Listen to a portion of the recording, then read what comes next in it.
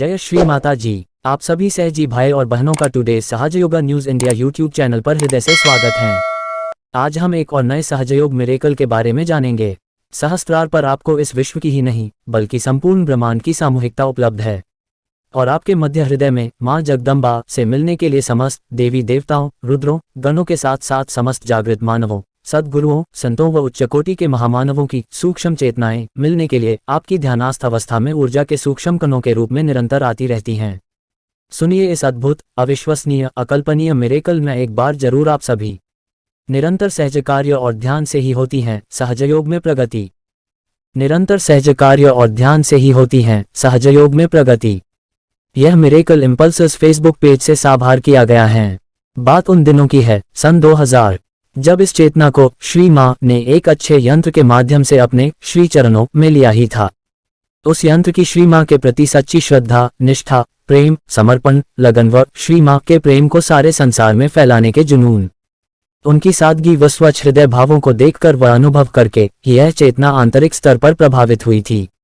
अंततः इस चेतना के हृदय में भी रात दिन एक ही धुन सवार रहती थी कि किस प्रकार से श्री माँ का प्रेम व संदेश सारे संसार में फैलाया जाए।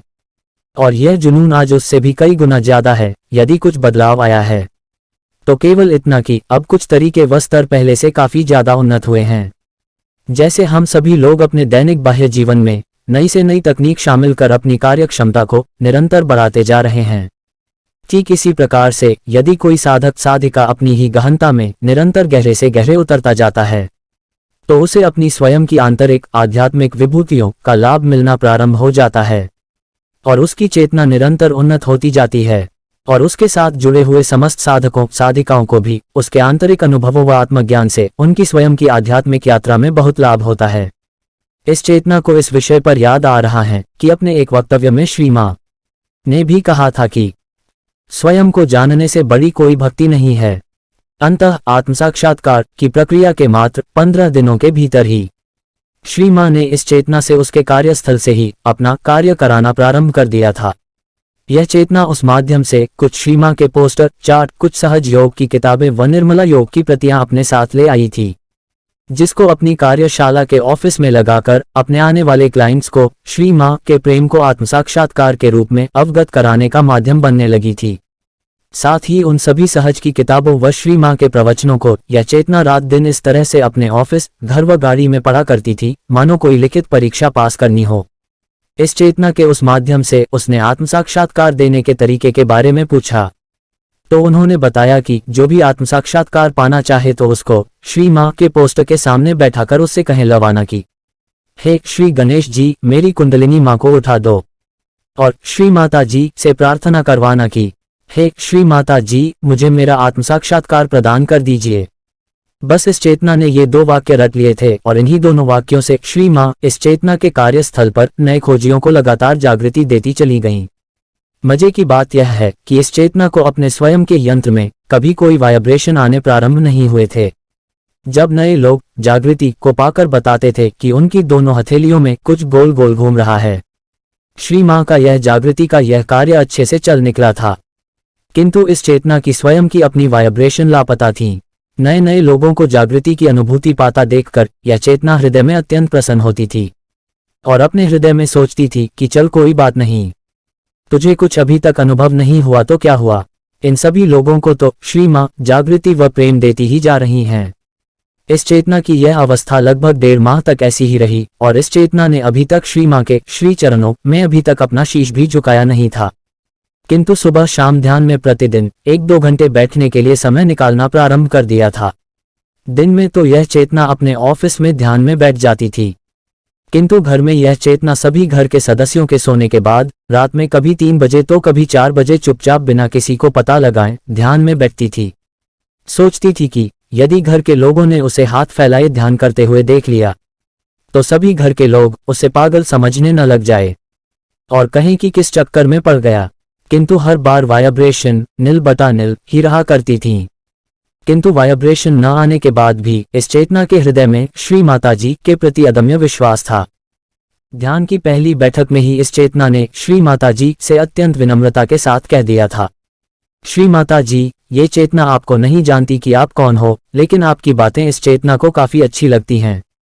और यह चेतना आपका हृदय से आदर भी करती है। कृपया बुरा मत मानिएगा यदि यह चेतना आपके श्री चरणों में अपना शीश न झुकाए।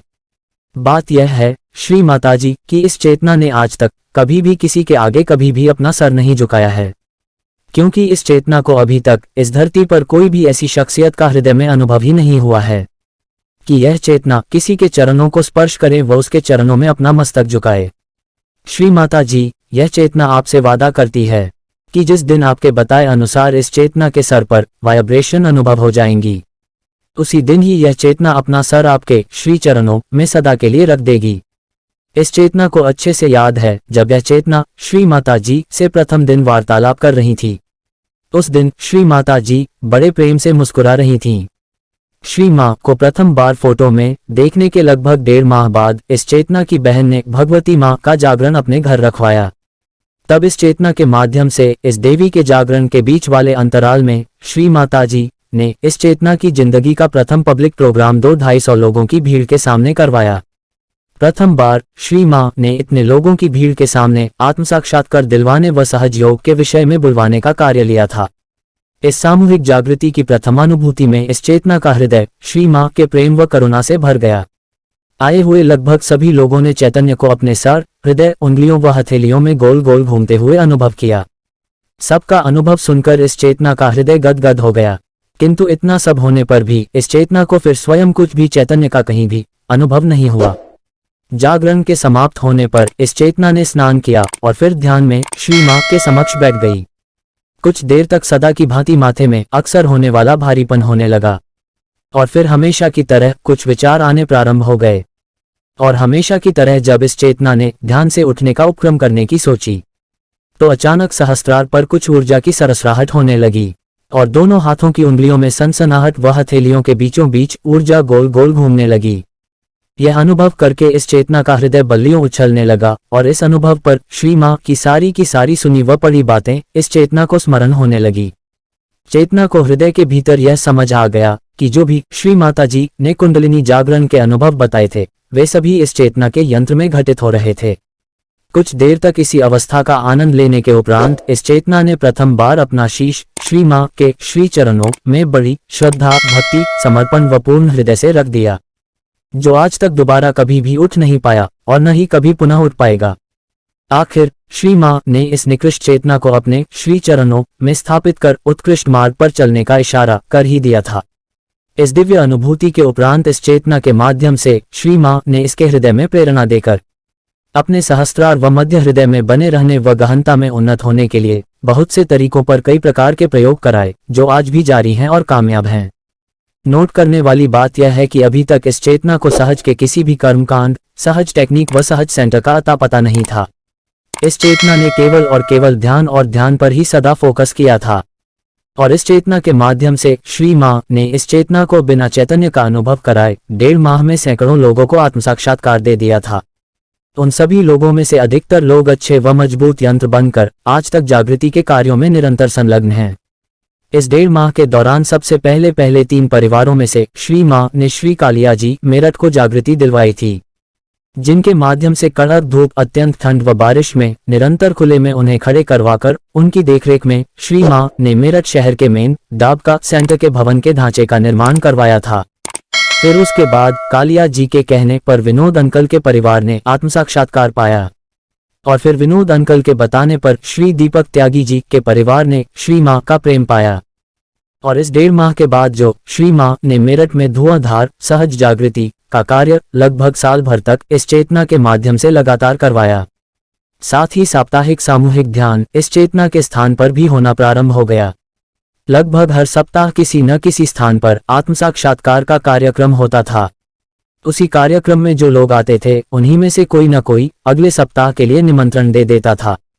मजे की बात यह थी कि सहज सेंटर के स्थान को हम अभी तक जान ही नहीं पाए थे, क्योंकि इस स्थान के किसी भी पुराने सहज जी को हम जानते तक न थे और न ही हमारे पास सेंटर्स को जानने के लिए ही इतना समय ही था। रात और दिन, सुबह और शाम जागृति व ध्यान का ही काम।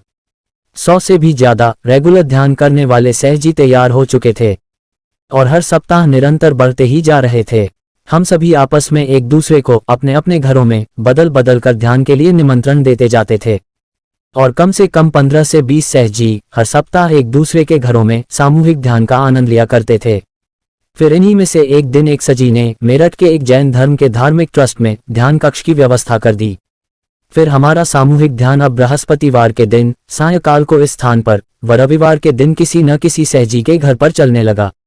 याद आता है वो भी क्या मजेदार दिन हुआ करते थे, जब हमारे रात और दिन केवल और केवल सहज के कार्यों में बीता करते थे और पता ही नहीं चल पाता था कि कब रात होती है और कब दिन निकल आता है। वैसे अभी भी इस चेतना का यही हाल है, बस कार्यों का स्तर व तरीका ही परिवर्तित हुआ है। एक साल के बाद एक सहजी ने हमें एक और ध्यान का स्थान सुझाया, वह था मेरठ की न्यू मोहनपुरी में नया बना हुआ शिव मंदिर। अब हमारा साप्ताहिक ध्यान इस मंदिर में चलना प्रारंभ हो गया, जहां लगभग 70 से 80 लोग हो जाया करते थे। जो भी लोग इस मंदिर में प्रसाद चढ़ाने व दर्शन करने आया करते थे, उनमें से कुछ लोग हर सप्ताह आत्म साक्षात्कार पाकर ध्यान में शामिल होने लगे। इस स्थान पर ध्यान का सिलसिला लगभग 4 साल तक यानी 2001 से लेकर 2004 तक चलता रहा और इसी के साथ साथ इस चेतना के घर पर भी सामूहिक ध्यान निरंतर चलता रहा है, जो आज भी सन 2000 से लगातार जारी है। हमें अच्छी तरह याद है जब श्री माता जी का public programme Nehru stadium Delhi में हुआ था, तो हम सभी ने उस माध्यम के द्वारा श्री माता जी के पोस्टर मंगाकर मेरठ शहर के मुख्य स्थानों पर 2-3 रातों में रात भर जागकर चिपका दिए थे। उस समय इस चेतना के पास हरे रंग की जिप्सी हुआ करती थी, जिसमें पोस्टर, लही, सुतली, छोटी सीढ़ी रखी जाती थी और बाकी सहजी अपने अपने स्कूटरों से सुनिश्चित स्थान पर आ जाते थे और पोस्टर चिपकाने का कार्य चला करता था। इसके बाद श्री माता जी के पब्लिक प्रोग्राम में हम सभी शरीक हुए। हमारी इस कलेक्टिव से 3 बड़ी बसें खचाखच भरी हुई श्री मां के इस कार्यक्रम में गईं और मेरठ के सेंटर से केवल एक ही बस गई थी, जो वहां पर ही हमें पहली बार मिली थी और हमने सेंटर के कुछ सहजियों को देखा था। ऐसे बहुत से सहजियों के इस चेतना के पास फोन आते रहते हैं जो कहते हैं, हम क्या करें, हम यहाँ पर बिल्कुल अकेले हैं और नहीं हमारे स्थान आसपास कोई सहज सेंटर ही है। ये वो सहजी हैं जो या तो विदेश में रहते हैं या भारत के लगभग निर्जन अथवा किसी एक संप्रदाय बहुल क्षेत्रों में रहते हैं। इस चेतना का ऐसे समस्त सहजियों से कहना है कि आप सभी श्री मां के चलते फिरते सेंटर मोबाइल सेंटर हो। सहस्त्रार पर तुमको इस विश्व की ही नहीं बल्कि संपूर्ण ब्रह्मांड की सामूहिकता उपलब्ध है और आपके मध्य हृदय में मां जगदम्बा से मिलने के लिए समस्त देवी देवताओं, रुद्रों, गणों के साथ साथ समस्त जागृत मानवों, सद्गुरुओं, संतों व उच्च कोटि के महामानवों की सूक्ष्म चेतनाएं मिलने के लिए आपकी ध्यानास्थ अवस्था में ऊर्जा के सूक्ष्म कणों के रूप में निरंतर आती रहती हैं। अपने ही मध्य हृदय के सेंटर में इन सभी की उपस्थिति को आभासित करते हुए ध्यान का आनंद उठाओ। वह अच्छे गहन ध्यान में स्वयं विकसित होकर अपने ही स्थान पर बैठे बैठे चित्त की सहायता से ही जितने भी लोगों को जानते हो जो आपके आसपास रहते हैं, उन सभी लोगों की कुंडलिनियां उठाओ। साथ ही जब यह जानकार व परिचित वाला स्टॉक समाप्त हो जाए तो हर प्रकार के मीडिया में दिखाई देने वाले लोगों पर यह कार्य करते रहें। इससे उनकी कुंडलियां उठ उठ कर आपकी कुंडलिनी को अपनी अपनी शक्तियां देकर सशक्त बनाती चली जाएगी और उनकी सामूहिक शक्ति आपको अपने ही भीतर में उतरने का सामर्थ्य प्रदान करेगी और आपकी चेतना व चित्त शक्तिशाली होते जाएंगे। जैसे एक निरंतर बहने वाली जल की धारा में इसके मार्ग में आने वाली अनेकों छोटी छोटी जल धाराओं का विलय हो जाता है। आपको ताज्जुब होगा कि जब उन लोगों के पूर्व संस्कारों का खजाना चुक जाएगा तो वे लोग एक न एक दिन आपसे कभी न कभी किसी न किसी कारण से संपर्क में आएंगे और ऐसी स्थितियां स्वतः ही उत्पन्न होगी जब वे लोग आपसे आत्म साक्षात्कार भी ले लेंगे। अंतःपूर्ण धैर्य के साथ अपनी पूर्ण जागरूकता में निरंतर अपने मध्य हृदय व सहस्त्रार में हरदम बने रहें।